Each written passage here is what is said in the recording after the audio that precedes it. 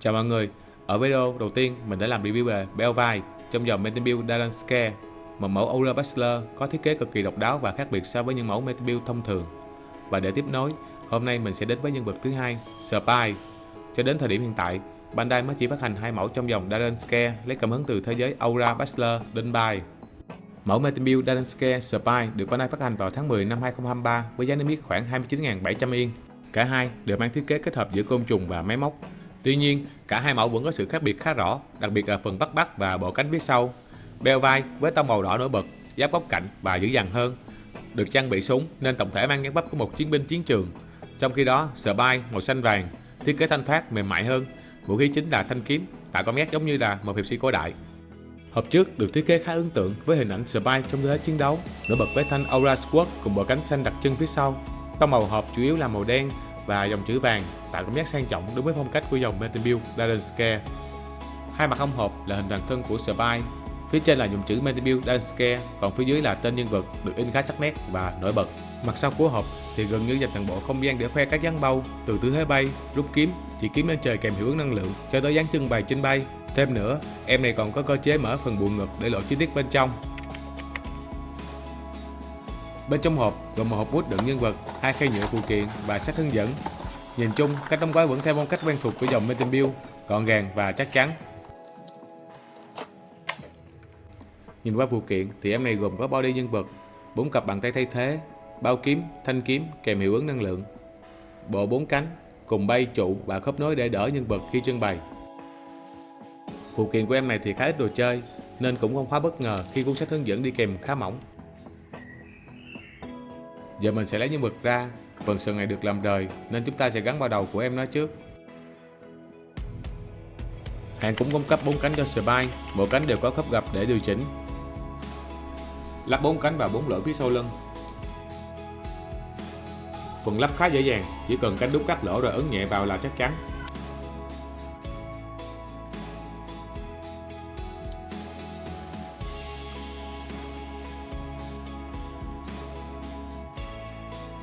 Tiếp đến là thanh kiếm, vũ khí duy nhất của Spy. Lưỡi kiếm được phủ màu bạc với các chi tiết chạm trổ khá sắc nét và tỉ mỉ. Phần nắp chui không quá lỏng nhưng cũng không chắc, nên nếu rơi kiếm thì nắp chui khá dễ bung ra.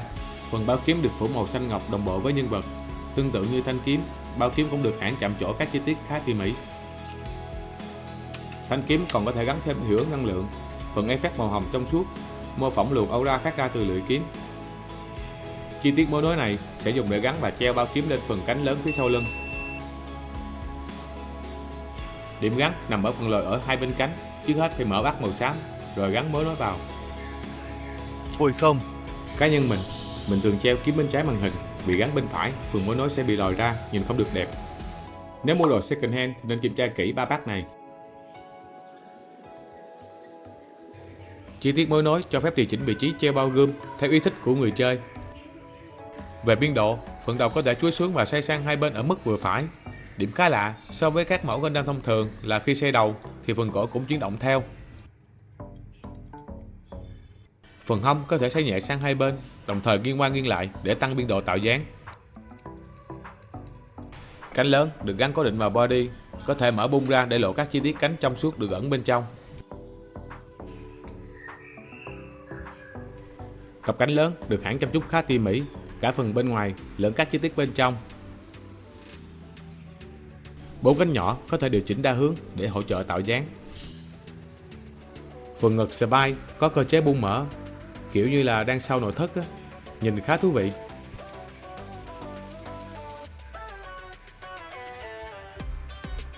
Giáp vai có thể nâng lên, đồng thời cánh tay có thể nâng ngang khoảng 80 độ. Khi xoay tay thì giáp vai khá dễ vướng vào cánh lớn phía sau, chỉ cần chỉnh nhẹ là xoay được, nhưng cảm giác hơi cứng và gây cũng hơi chút khó chịu. Khác với các mẫu Gundam mình đã review trước đó, thường có một khớp gập và 3 khớp xoay, thì em này chỉ có một gập khủy tay và một xoay ở cổ tay. Ngoài ra, hai phần giáp ở cánh tay cũng có thể xoay nhẹ để hỗ trợ tạo dáng, nhưng không đáng kể. Điểm trừ nhỏ ở cổ tay là bàn tay xè có thể xoay được một vòng, nhưng bàn tay cầm kiếm thì biên độ khá tù, nên nhiều tư thế cầm kiếm nhìn chưa tự nhiên. Điểm chơi tiếp theo là mỗi bên giáp hông đều bị ghẻ ở cùng một vị trí. Giáp hông có thể nâng lên để giúp chân có biên độ bâu tốt hơn. Nhờ giáp hông được nâng cao nên chân có thể đá lên khá cao. Khớp gập khủy chân khá tốt, nhưng cá nhân mình thấy không hỗ trợ nhiều. Mình có thử bâu dán quỳ nhưng nhìn hơi kỳ vì chân em này khá dài và thiết kế dạng chân chim. Chân đá ra sâu khá ổn, giúp khi bâu cá rắn bay trông phong phú hơn. Phần giáp ở chân có thể nâng lên ở 4 chỗ, còn công dụng cụ thể thì mình vẫn chưa khám phá ra. Phần bàn chân chim của Spy được làm khá ấn tượng, mỗi ngón chân đều có tới 3 khớp gập riêng biệt, giúp tạo dáng bám bề mặt hoặc bao các tư thế bay hoặc đáp đất, nhìn rất đã. Biên độ sạc chân khá tốt, tuy nhiên khi đặt xuống mặt phẳng thì chỉ có khoảng 4 ngón chân chạm đất nên cảm giác tiếp đất chưa thực sự trọn vẹn.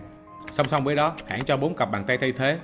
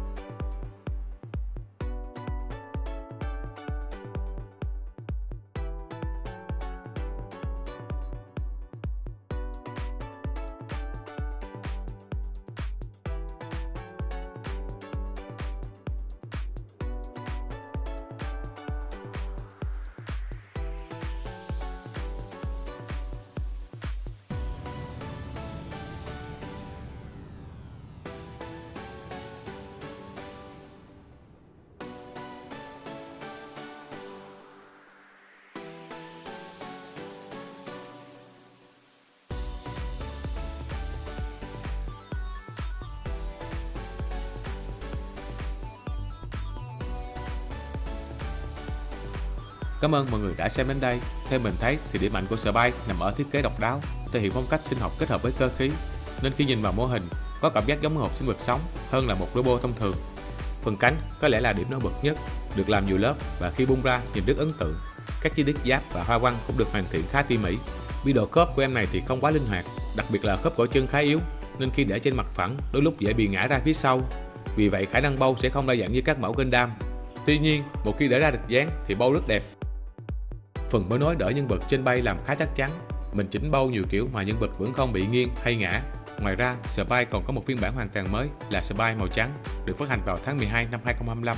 Phiên bản này gần như giống hệt bản này, chỉ khác màu, có thêm effect mới, bay được thiết kế lại và các bát cái đỡ trong suốt. Đi kèm với đó thì giá cũng đẹp hơn, khoảng 38.500 yên. Nếu có điều kiện thì lấy cả hai để trưng bày. Còn nếu phải chọn thì mình nghĩ bản màu trắng sẽ nổi bật hơn. Còn nếu muốn kinh tế hơn thì bản này vẫn rất ổn. Vì em ấy đã ra mắt được khoảng 2 năm, nên nếu tìm second hand thì giá cũng sẽ dễ chịu hơn.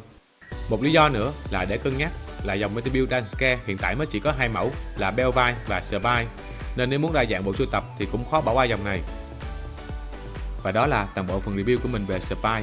Cảm ơn mọi người đã dành thời gian xem video. Nếu thấy video hữu ích thì đừng quên để lại một like và bình luận cảm nhận của bạn về em này nhé. Còn bây giờ xin chào và hẹn gặp lại mọi người.